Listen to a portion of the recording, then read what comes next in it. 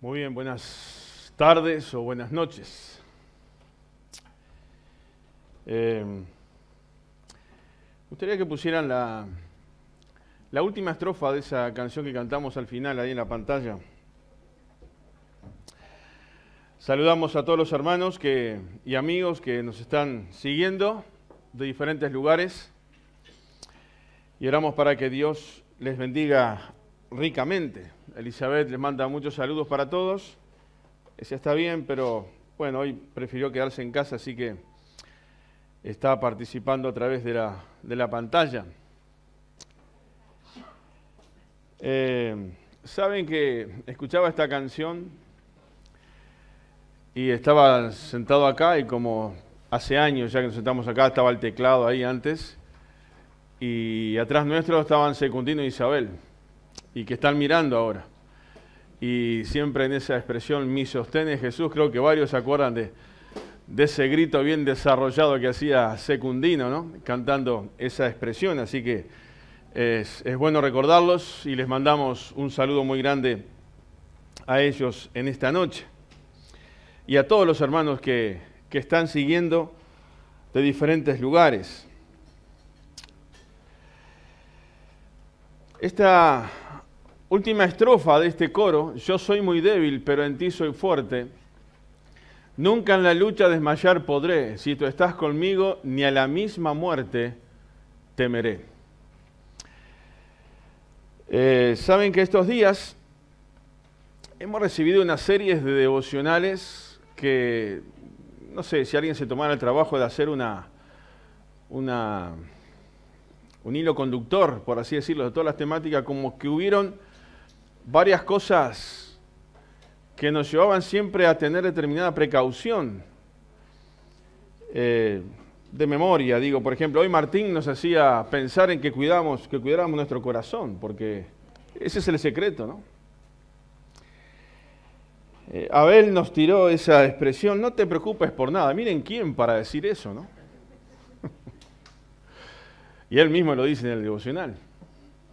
Pero sí, sin embargo, viene todo el desarrollo y nos llama a pensar en ese tema de las preocupaciones.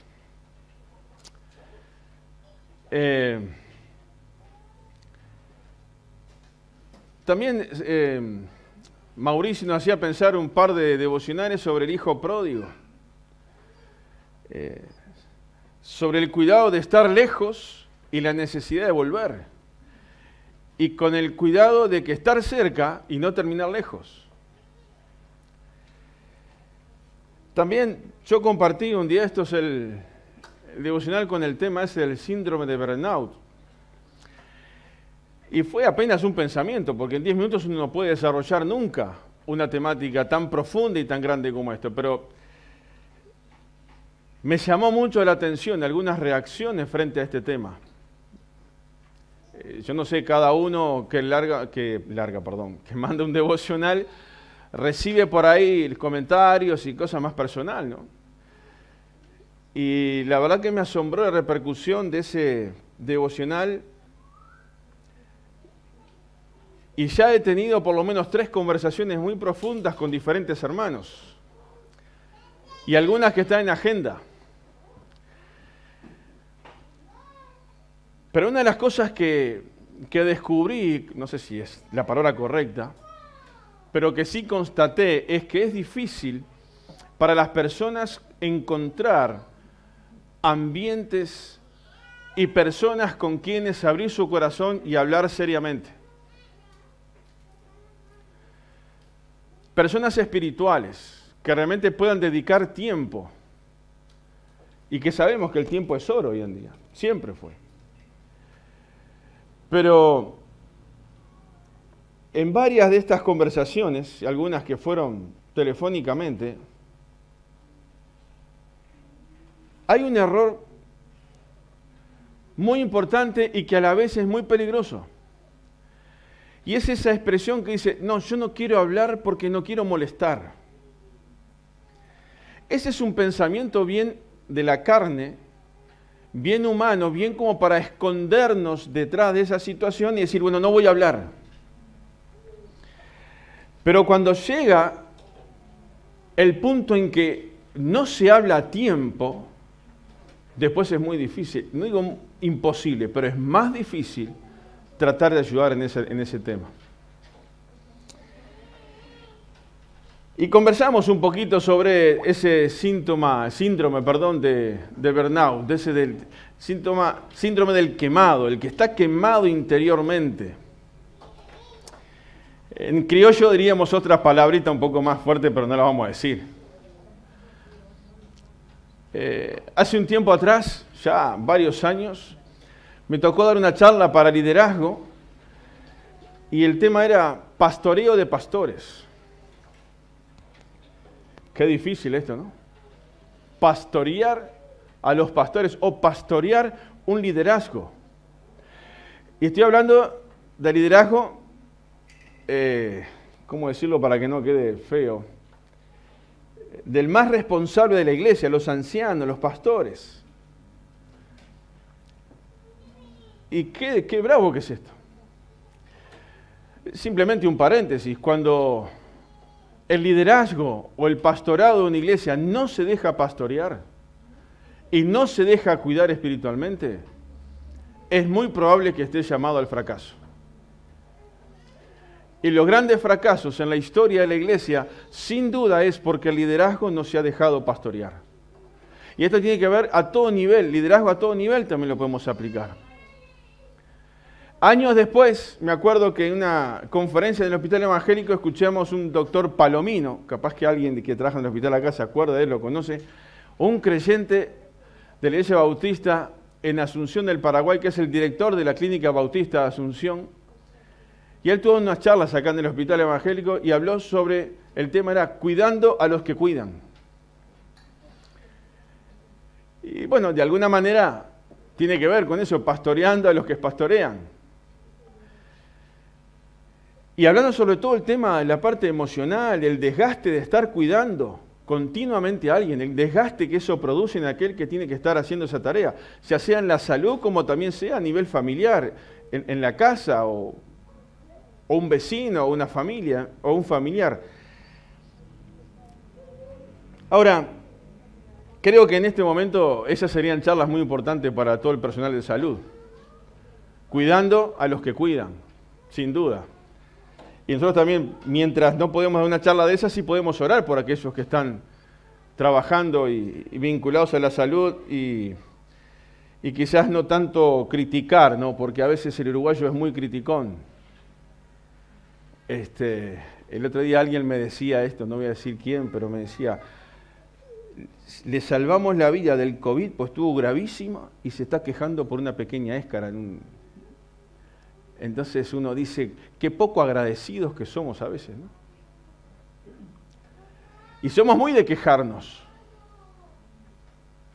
Y quizás este no es un momento para eso, sino es un momento para orar, porque los que están en esa primera línea de batalla la están pasando bastante complicado. Pero ¿qué quiero ir con todo esto que les digo?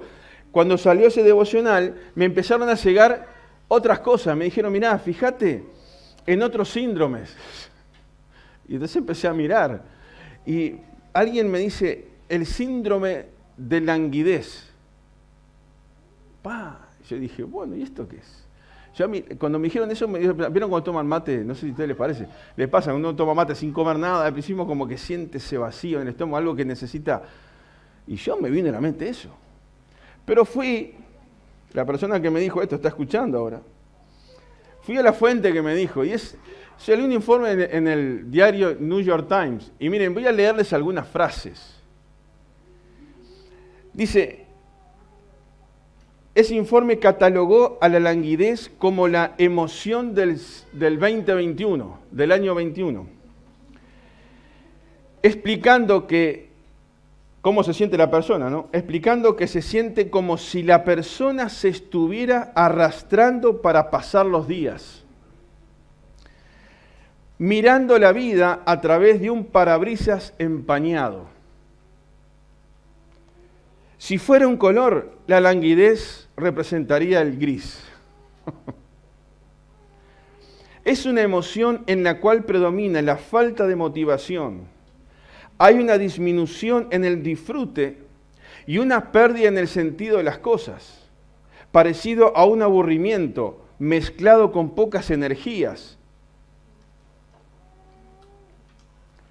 Es un día nublado, pero sin lluvia.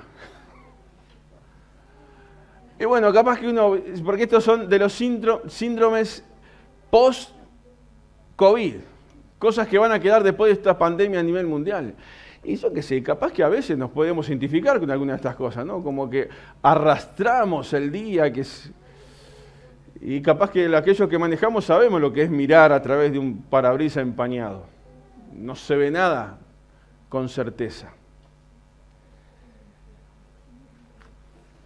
Y les cuento otro que me llegó acá. Al principio me hizo reír un poquito, pero me hicieron pensar, un hermano me escribió, me dice, pensá en el síndrome de Ulises.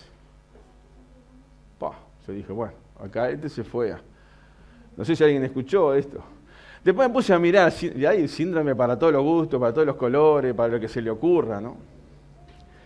Pero dice una pequeña frase de esto, dice, el síndrome de Ulises, que toma su nombre del héroe de la mitología griega que Homero recrea en la Odisea, un semidios que debe afrontar múltiples peligros lejos de los suyos y que pese a su condición padece enormemente.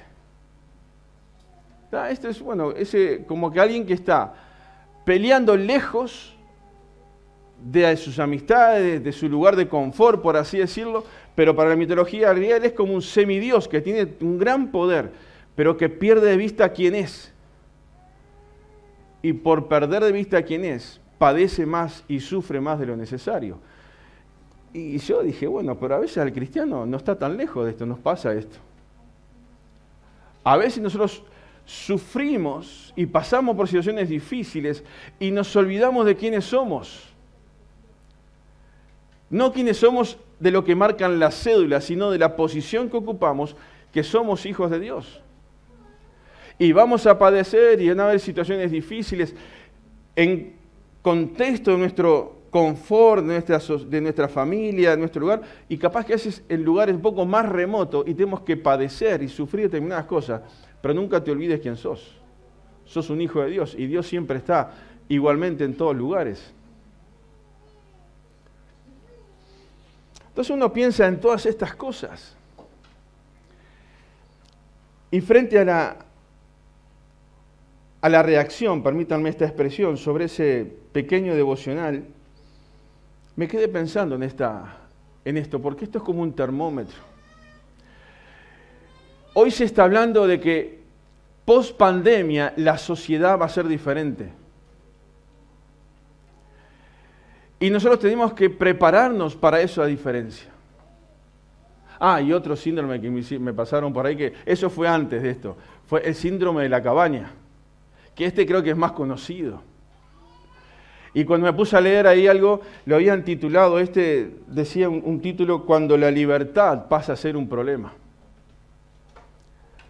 Porque mientras no hay libertad hay que quedarse en casa como se siente medio protegido, pero cuando tiene la posibilidad de salir y en libertad ya está el miedo de decir, conectarme con otras personas, si subir a un ómnibus, si voy a ir a la feria, si voy a ir a la iglesia y no me va a pasar nada, no me voy a contagiar. Entonces tengo la posibilidad de salir, pero ¿a qué atino?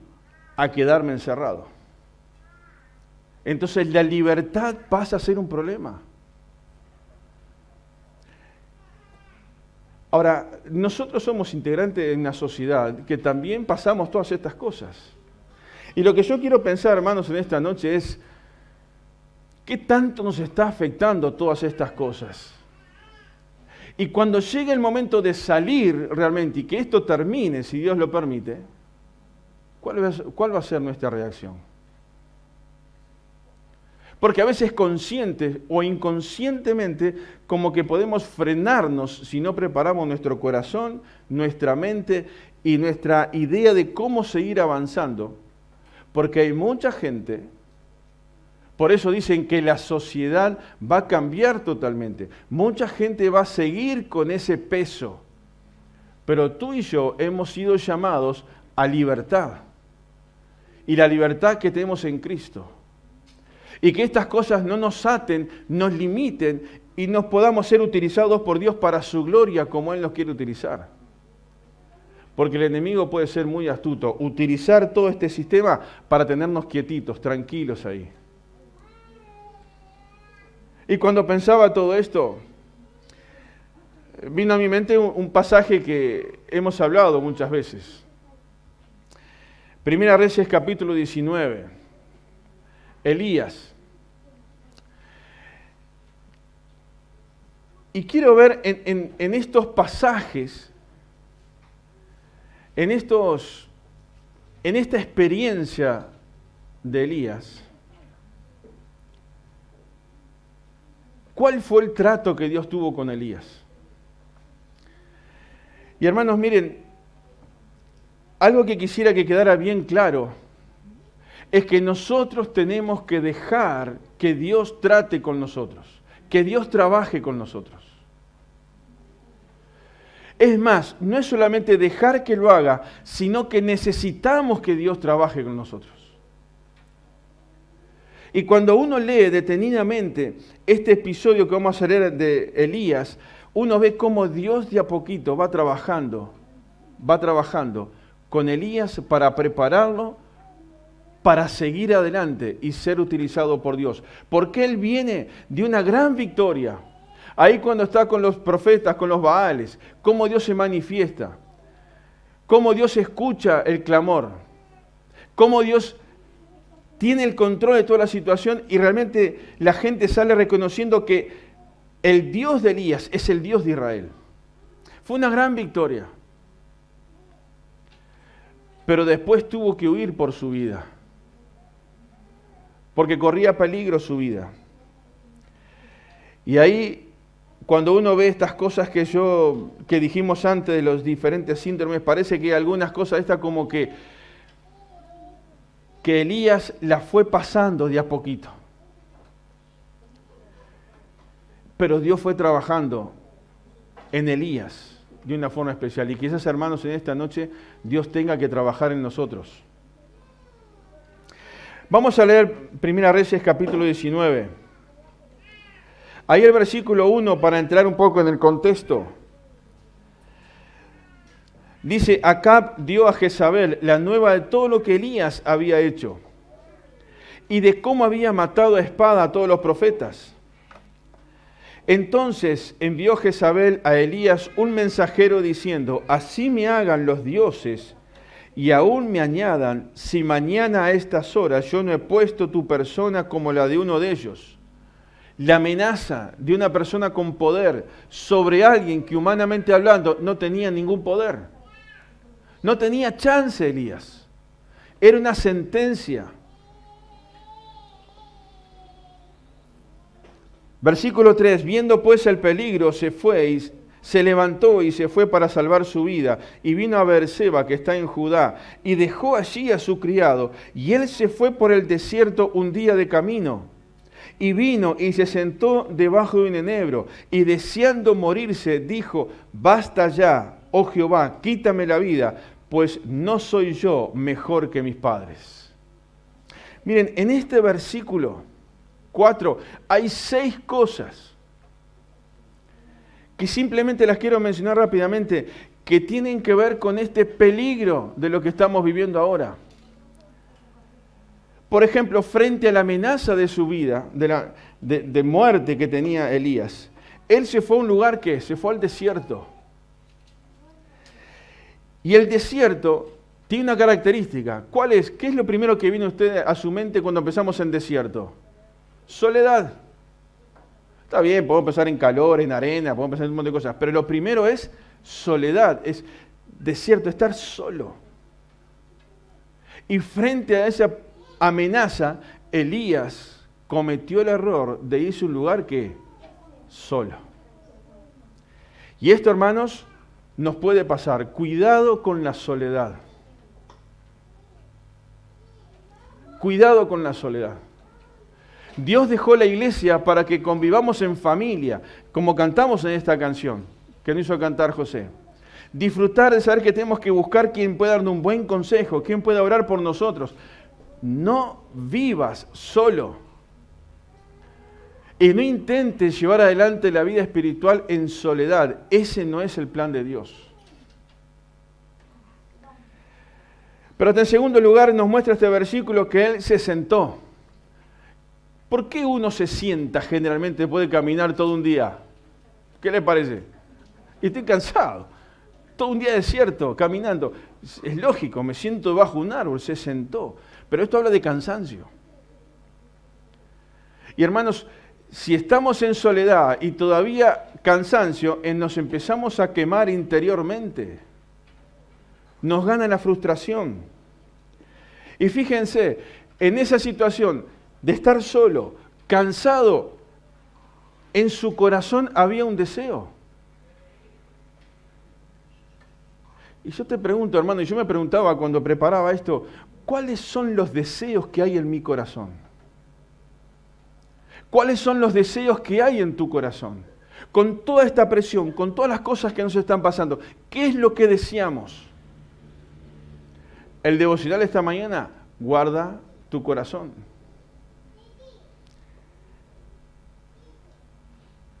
Pero fíjense que también Elías pone un límite. Dice, basta ya. Y este es un síntoma del quemado.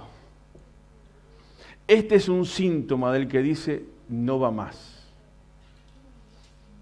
Y esta expresión, ¿cuántas veces la habremos dicho?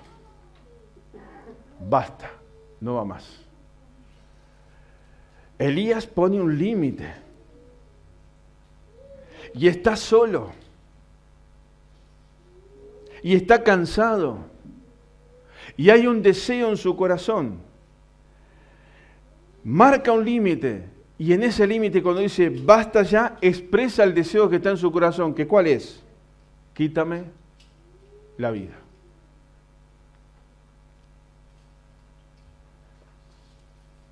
No podemos hacer esto, ¿no? Porque no existe la tecnología.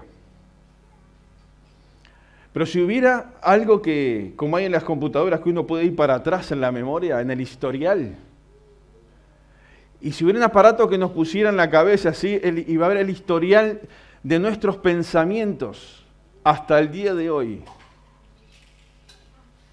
¿Cuántas veces quizás habremos dicho, basta ya, y el deseo del corazón es, quítame la vida?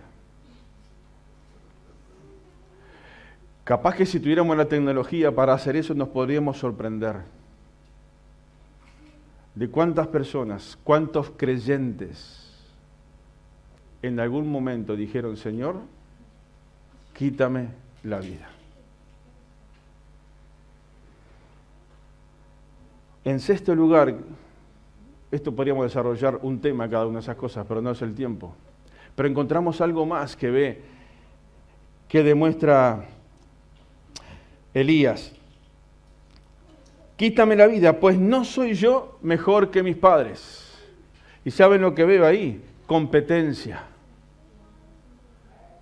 Un sentimiento, un espíritu de competencia. ¿Se compara con quién? Con sus padres. Yo no soy mejor que. Y miren, está demostrando una frustración. Este, hermanos, es un sentimiento muy arraigado en nuestra sociedad hoy en día, la competencia. No soy yo mejor que el otro.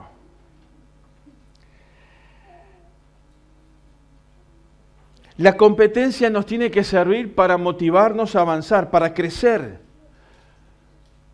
pero nunca para sentirnos frustrados.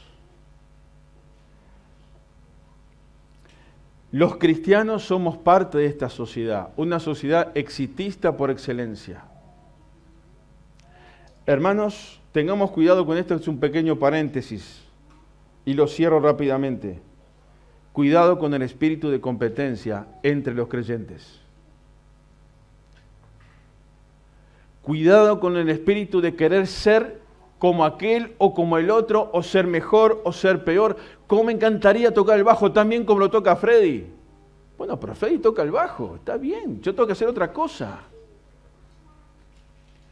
Yo no soy mejor que él porque hago otra cosa, ni él es mejor que yo porque él toca el bajo.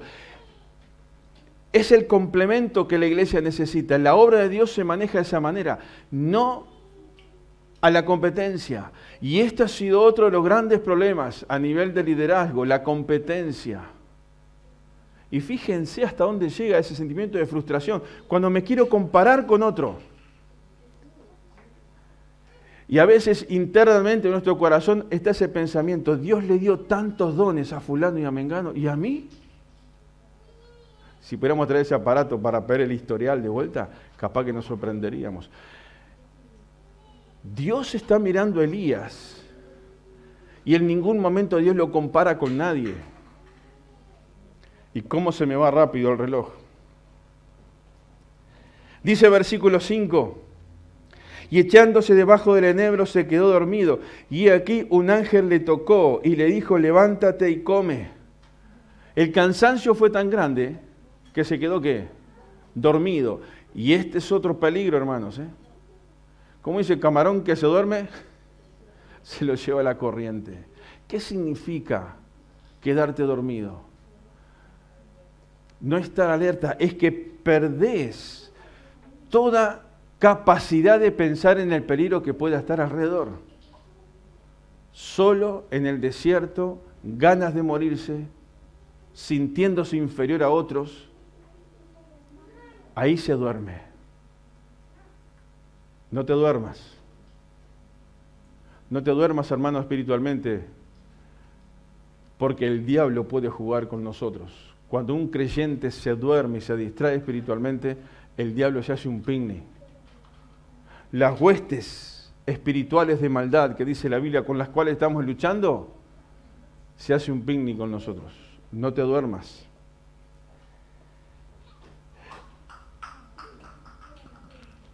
Pero ahí dice el ángel le tocó, un toque del cielo. Dios mismo.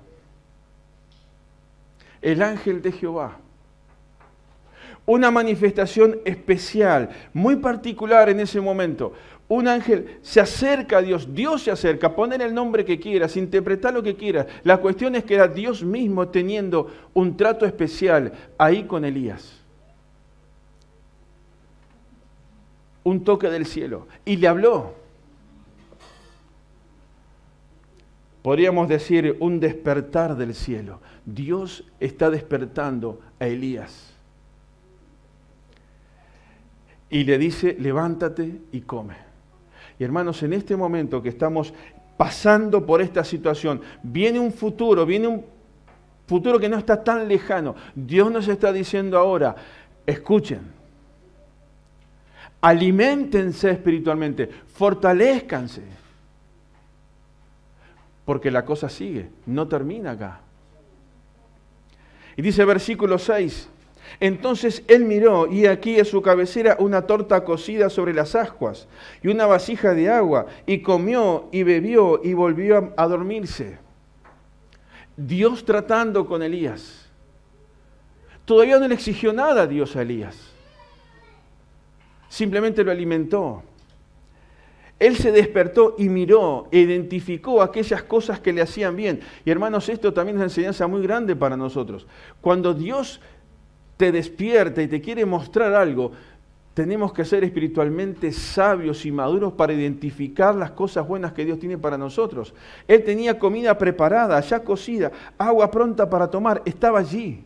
Miró en el lugar correcto. Dios tenía una bendición para Elías.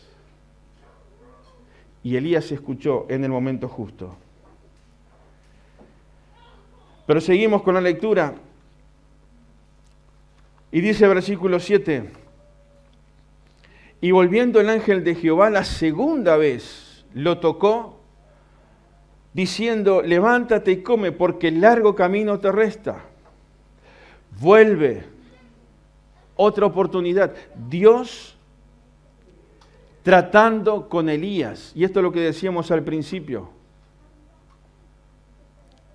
Permitir el trato de Dios en nuestra vida. Otra vez lo toca. Pero ahí viene una orden. Ya no es para dejarlo dormir otra vez más, sino que le dice, levántate y come. Y ahí otra vez hay una obediencia, que no lo mencioné en el versículo anterior, pero él obedeció. No dijo, no, Señor, no quiero, quiero morirme, no se encaprichó, interpretó que Dios quería tratar con él. Y hermanos, también no seamos caprichosos nosotros, interpretemos que Dios quiere tratar con nosotros para nuestro bien, para fortalecernos y para poder encontrarnos en condiciones para poder ser utilizados por Él. Y le presenta, levántate, porque hay un gran desafío, largo camino te resta. Y hermanos, si el Señor nos lleva a su presencia, no viene a buscar a su iglesia, o nos toca morirnos y estar en su presencia,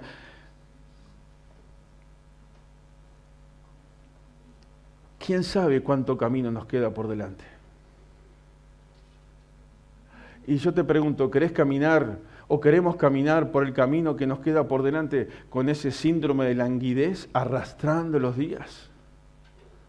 ¿O que todo sea nublado?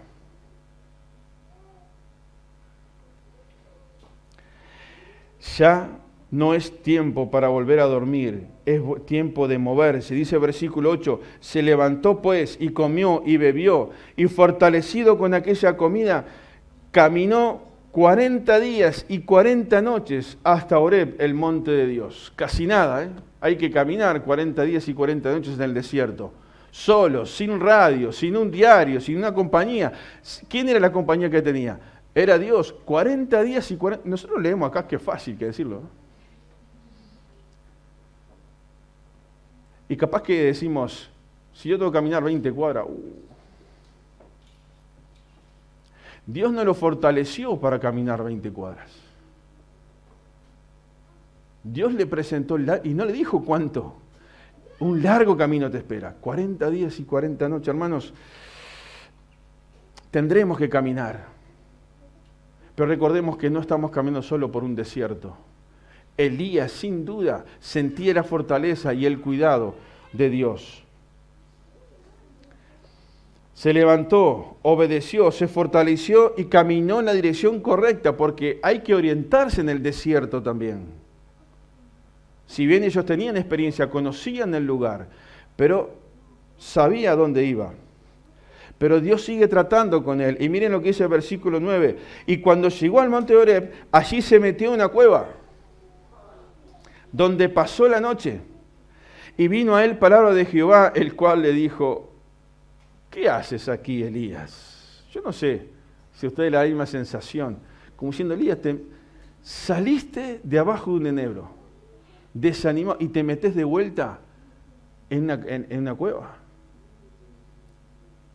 El síndrome de la cabaña. Él pensaba que el peligro todavía seguía. Y Dios le iba a mostrar que Él había reservado 7.000 hombres que no doblaron sus rodillas, ni besaron la estatua, que se mantuvieron fieles a Dios, que Él no era el único. ¿Qué haces aquí, Elías? Cuando la libertad se convierte en un problema, pero Dios vuelve a intervenir. ¿Qué haces aquí? ¿Cuántas veces nos han hecho o hemos hecho esta pregunta? ¿Qué haces aquí otra vez? Cuando alguien nos quería sacarnos de encima, cuando éramos chiquilines, gurises ahí, adolescentes, pesado, y nos mandaban a jugar afuera. Y tenés todo un patio enorme para jugar y venís de vuelta a estar al lado de los que querían conversar. ¿Y cuánto decís? ¿Pero qué haces aquí? No te dije que salía. ¿Nunca te lo dijeron eso? A mí un montón de veces. Y no solamente cuando chicos, pero vamos a dejarlo ahí. ¿Qué haces aquí, Elías? Él respondió, he sentido un vivo celo por Jehová, Dios de los ejércitos, porque los hijos de Israel han dejado su pacto y han derribado tus altares y han matado a espada a tus profetas, y solo yo he quedado y me buscan para quitarme la vida. Claro, uno entiende Elías. ¿Cómo sirvió Elías a Dios? ¿Con qué? Con responsabilidad. Y él escucha, mataron a tus profetas, dejaron el pacto, se olvidaron de Dios. Y claro que le dolía en su corazón. Y esto nos pasa hoy en día a nosotros. Cuando uno escucha que un creyente, un hijo de Dios, deja a Dios de lado. Deja el pacto, por así decirlo. Y se va detrás de los ídolos y detrás de las imágenes. Deja el Cristo de la cruz y se va detrás de religiones o de sectas. Deja el Cristo de la cruz y se va al mundo, a una vida totalmente perdida. ¿Y nos duele o no nos duele? Si no te duele, hermano, que un hermano deje de congregarse y que deje de estar cerca de Dios, si no te duele que un hermano ha roto el pacto, por así decirlo, revisate delante de Dios, porque a Dios le duele. Y Dios quiere que tú y yo también sintamos lo mismo y seamos las herramientas para poder traer a otros que vengan a los pies de Cristo otra vez. Derribaron altares. ¿Cuánto podríamos decir esto? El altar me habla de la comunión. Y hermanos, tengamos cuidado que en nuestra vida quizás podemos derribar altares nosotros, altares de la comunión con el Señor, tiempos de comunión con Dios, tiempo de lectura, tiempo de congregarnos. La sociedad va a cambiar, pero la iglesia no cambia. Las estrategias cambiarán, pero no los sistemas. Lo vamos a ver un poquitito al final para terminar en unos minutos. Ahora,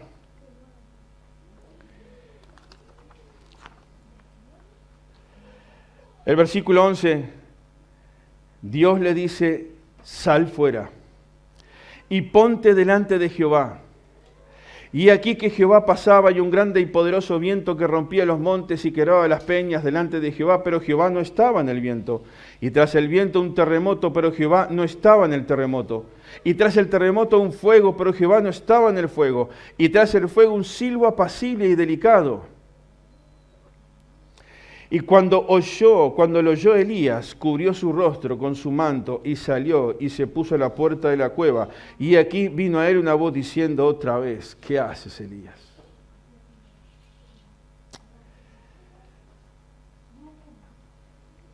Hay un llamado, sal fuera, para estar delante de Dios. Y hermanos, hemos sido llamados por Dios de este mundo, salir fuera de este mundo, aunque vivimos en este mundo, pero vivimos con los principios de Dios. Salimos de este mundo para estar delante de la presencia de Dios. Esto significa, Dios me sacó de este mundo y ahora vivo para Dios. Y si no vivo para Dios, jamás podré sentir el celo, como dijo Elías. Jamás me podrá poner triste cuando un hermano se aparta. Y no tendré responsabilidad nunca en ningún ministerio en la obra de Dios. Y allí aparecen esos 4 momentos especiales climáticos, por así decirlo. Simplemente menciono porque ya quiero terminar. El silbo apacible. Simplemente digo algo diferente que llega al corazón y lo percibe el alma. Si hay una gran tormenta, todos sentimos esa tormenta. Si hay un incendio, todos lo vemos. Pero si hay un hablar, un susurro, un toque especial de Dios, algo que Dios nos quiere decir a nosotros, te lo dice a ti, pero no lo tengo que escuchar yo. Me lo dice a mí, pero no quiere decir que lo vas a escuchar tú. Es ese trato especial que Dios tiene, que quiere en nuestra alma. Pero que eso se logra cuando escuchamos la voz de Dios, salimos a su monte, a su presencia, y estamos dispuestos a estar a tiempos a solas con Él. Él oyó la voz correcta, cubrió su rostro en reverencia, salió. Y en la puerta estaba el Señor. Y el versículo 14, Él respondió, he sentido, otra vez dice todo lo mismo. ¿Qué significa esto? Que todavía su corazón no había cambiado. Todavía estaba con el pensamiento anterior. Vuelve a repetir todo lo mismo que dijo anteriormente. Saben, Elías todavía estaba atado al pasado y no se había proyectado al futuro. Y este es un gran peligro, hermanos, también. Cuando pase esto de la pandemia, es un punto, pero también de nuestra vida pasada. Los errores pasados, aquellas cosas que hicimos que no estaban bien, quizás tiempo de estancamiento a nivel espiritual. Dios estaba trabajando en el corazón de Elías para que él dejara de mirar el pasado y viera el futuro, y viera el presente y el futuro. Todavía Elías estaba atado al pasado. Y yo te pregunto en esta noche, si quizás no hay cosas de tu pasado que te están atando todavía.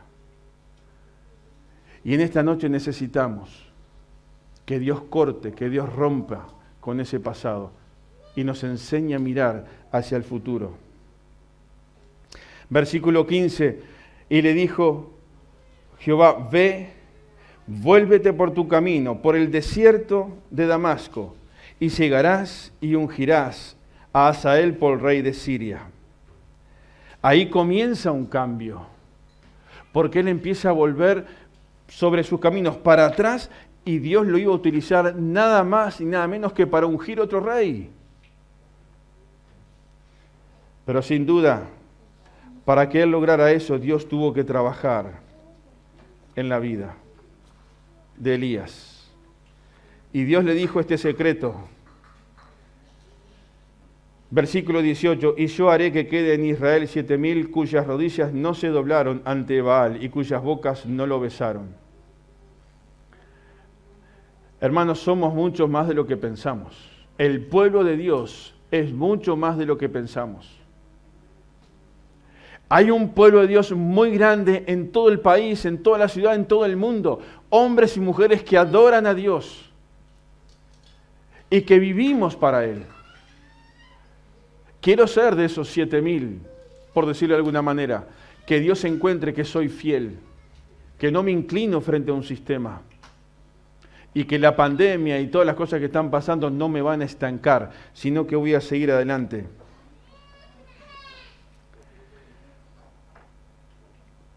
El problema es cuando muchas veces las voces de afuera se empiezan a escuchar más que la voz de Dios. ¿Se entiende esto? Corremos un gran peligro. Te parás, te sentás 2 horas por día frente a un informativo y quizás tenés 15 minutos de Biblia por día. ¿Qué significa eso? Las voces de afuera empiezan a gritar más y se empiezan a escuchar más que la voz de Dios.